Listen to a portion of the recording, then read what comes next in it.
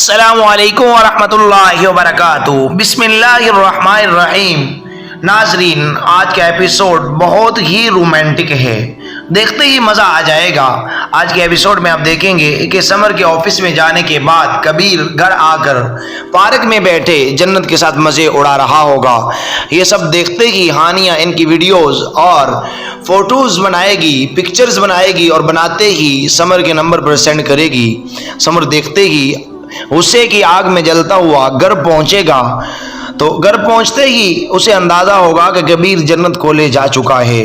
अब वो वॉशरूम का रुख करेगा, वहाँ देखेगा कबीर की लटकी घड़ी और कबीर की पैंट। उससे सूंघेगा, स्मेल सूंघ कर क्या तस्वुर कायम करेगा और आगे क्या करेगा इनके खिलाफ। और फिर वो बेचारी ऐशा जो होटल में अकेली थी, उसका क्या बनेगा, ये सब जानने के लिए हमारे साथ रहिएगा। अब चलते हैं अपनी वीडियो की जानिब। समर को हर बात इग्नोर कर देने की आदत थी। वो किसी भी बात को इशू बनाकर किसी से वैर नहीं रखना चाहता था और यही उसने हानिया के साथ भी किया था। दोस्ती के नाम पर उसकी हर गलती को नज़रअंदाज करता रहा और उसी का नतीजा था कि हानिया ने आज इस हद तक गिरी हुई हरकत की थी, लेकिन अब उसकी हद ख़त्म हो चुकी थी और हानिया उसकी नज़रों से गिर चुकी थी। वो घर आया तो जन्नत उसके इंतज़ार में बैर ही परेशान हो रही थी। उसकी गाड़ी देखते ही उसकी जान में जान आई। वो गाड़ी से निकला तो जन्नत उसके पास आई ताकि समर से पूछ सके, लेकिन समर ने उसे ये मौका ही नहीं दिया। वो गाड़ी से निकलते ही उसकी जानिब बढ़ा और उसे गले से लगा लिया। क्या हुआ? जन्नत को लगा वो परेशान है तो उसने जल्दी से पूछा, लेकिन वो कुछ नहीं बोला, बस उसे अपने से लगाए रखा और जन्नत ने भी दोबारा कुछ नहीं पूछा। कुछ देर बाद वो जब उससे अलग हुआ तो जन्नत ने उसका चेहरा देखा। वो बहुत अफसुर्दा था, लेकिन वो जन्नत की जानिब नहीं देख रहा था, पता नहीं क्यों। फिर उसका हाथ थामते हुए उसे अंदर ले आया। कहाँ गए थे तुम समर? रूम में आकर समर ने उसका हाथ छोड़ा था। उसे बेचैन देखकर जन्नत ने गौर करते हुए पूछा, मैं हानिया से मिलने गया था, उसने मुझे बुलाया था। उसकी बात पर जन्नत ने अपनी अगले सांसों को रोके रखा। वो चाहती थी कि मैं तुम्हें छोड़ दूं उसके लिए, क्योंकि वो मुझसे प्यार करती है। उसने बहुत बार कहा मुझे, लेकिन मैंने इग्नोर किया। लेकिन आज उसने अच्छा नहीं किया। वो जन्नत के करीब आकर बोला और जन्नत ने लब बींच लिए। तुम सही थी जो उस पर गुस्सा करती थी, जो उसे पसंद नहीं करती थी। वो इसी लायक है। उसे यकीन दिला रहा था कि हानिया के बहकाने से उसे कोई फ़र्क नहीं पड़ा।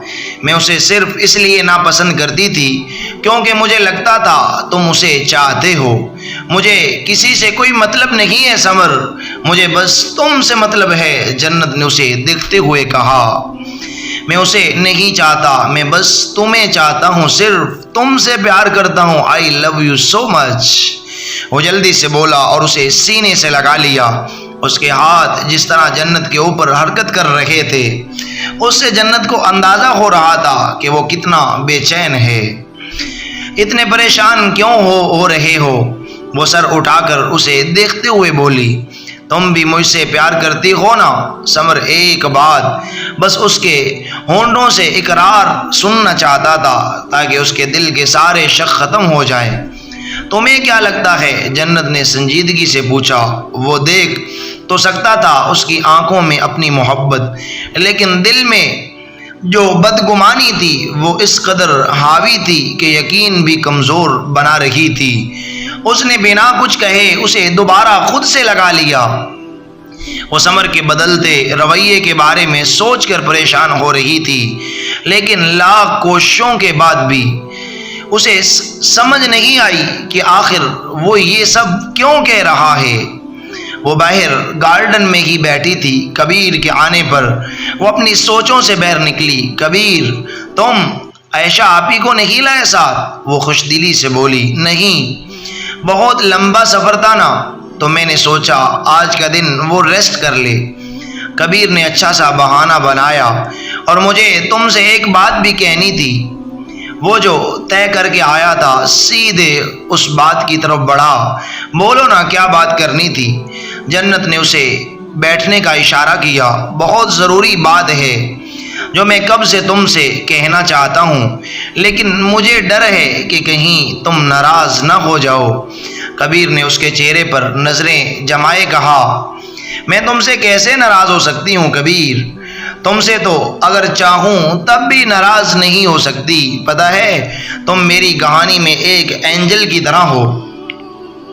जब कहानी उदास हो जाती है तो अल्लाह एक फरिश्ता भेजता है और वो फरिश्ता सब ठीक कर देता है। तुम मेरे लिए इसी फरिश्ते की तरह हो कबीर, जिसने मेरी लाइफ से प्रॉब्लम को ख़त्म कर दिया और मुझे हैप्पी एंडिंग दे दी। वो संजीदगी से बोली और उसकी बात कबीर को किसी और तरफ ले जा रही थी। उसे एहसास हो रहा था कि आज तो वो फरिश्ता नहीं बल्कि शैतान का किरदार निभाने आया है। मैं खुद तो कुछ भी नहीं कर सकी। मेरे लिए जो किया वो तुमने ही किया। मेरी हर खुशी की वजह तुम हो कबीर। अगर मैं और समर साथ हैं तो इसकी भी वजह तुम हो कबीर। अगर समर नहीं होता तो मेरी ज़िंदगी बिल्कुल बेरंग होती। आज अगर मेरी ज़िंदगी में प्यार के रंग हैं तो उनकी भी वजह तुम हो कबीर। वो चाह के भी भूल नहीं सकती थी कि ईशा को वापस लाने वाला कबीर ही था। उसके दिल की बात से अनजान थी। उसे बस कबीर की अच्छाइयाँ ही नज़र आती थी। Thank you Kabir, thank you so much मेरे एंजल बनने के लिए, मुझे मेरी ज़िंदगी मेरी मोहब्बत देने के लिए। उसने कबीर के कंधे पर सर रखते हुए कहा और अपने आंसू साफ किए। कबीर किसी बेजान मूर्ति की तरह खड़ा था, जैसे किसी ने जान निकाल दी हो। हमेशा से तो इसका प्यार बेगर्ज था, लेकिन आज उसे एहसास हो रहा था कि वो खुद गर्ज हो रहा है। वो जन्नत के बारे में नहीं बल्कि अपने बारे में सोच रहा था। जन्नत उसे अपना दोस्त मानती थी, अपना मसीहा मानती थी और उसकी अपने दिल से इज्जत करती थी। लेकिन अक्सर इन सच जज्बात की वजह से इंसान मुश्किल में पड़ जाता है। वो इस बात से अनजान थी कि हानिया ने उसे कबीर के साथ देख लिया है।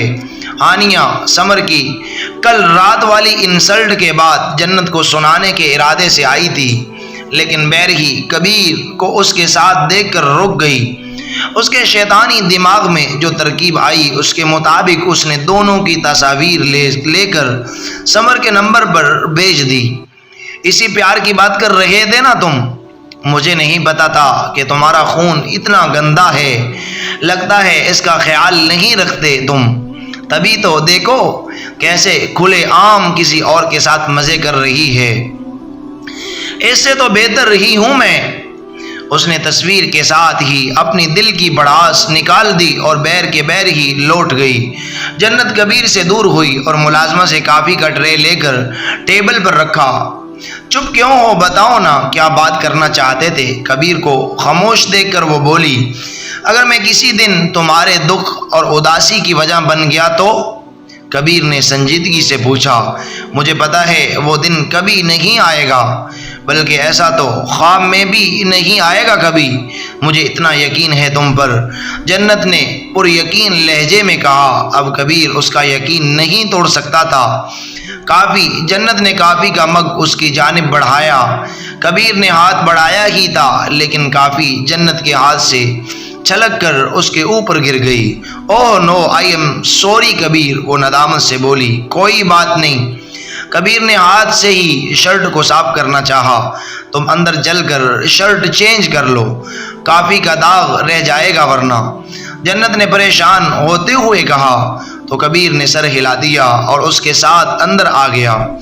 समर हानिया का मैसेज देखकर बेयकीनी से इस तस्वीर को देखता रहा। उसके दिल में पहले ही से इस बात को लेकर आग जल रही थी कि कबीर और जन्नत किस हद तक क्लोज हैं, और हानिया के मैसेज ने इस आग पर घी की तरह काम किया था। वो इसी वक्त काम छोड़कर घर आ गया था, लेकिन जब वो घर आया तब जन्नत घर पर नहीं थी। और मिस रोजी ने उसे बताया कि वो कबीर के साथ गई है। वो अपने रूम में आ गया। वो बेसब्री से जन्नत का इंतज़ार कर रहा था ताकि उससे अपने सवालों के जवाब मांग सके। उसके ज़हन में बहुत सारी बातें चल रही थी जिसने उसे बहुत बुरी तरह परेशान किया हुआ था। वो वॉशरूम में आया जहां उसने कबीर की शर्ट देखी, साथ ही कबीर की वॉच भी वहीं रखी हुई थी। उसने वॉच उठाकर गौर से देखा और पूरी ताकत से ऐने पर्दे मारी। नाजरीन, ये नावल अभी तक जारी है। नाज़रीन, आने वाली किस्त में आप देखेंगे कि जन्नत क्योंकि कबीर के साथ चली गई है, जब जन्नत वापस आएगी तो समर का क्या रिएक्शन होगा और समर कबीर के साथ किस तरह पेश आएगा, और आया जन्नत कबीर के साथ यहीं रुकेगी, समर के साथ यहीं लंदन में रुकेगी, या वो इसकी ये बेजा बातें सुनकर वापस चली जाएगी। और वो बेचारी आयशा जो कब से कबीर का इंतज़ार कर रही थी, जिसे कबीर तो कभी आयशा को अपना समझता ही नहीं था, वो बेचारी कब तक इंतज़ार करेगी और कौन लेने जाएगा उसे, उसका क्या होगा। ये सब कुछ जानने के लिए और कबीर और आयशा और समर और साथ जन्नत के घर वालों का ये सब जानने के बाद क्या रिएक्शन होगा, ये सभी कंडीशन जानने के लिए आपको हमारे साथ रहना होगा और हमारा इंतज़ार करना होगा नेक्स्ट केस का। आई होप, मैं उम्मीद करता हूँ कि आपको ये नावल बहुत ज़्यादा पसंद आया होगा।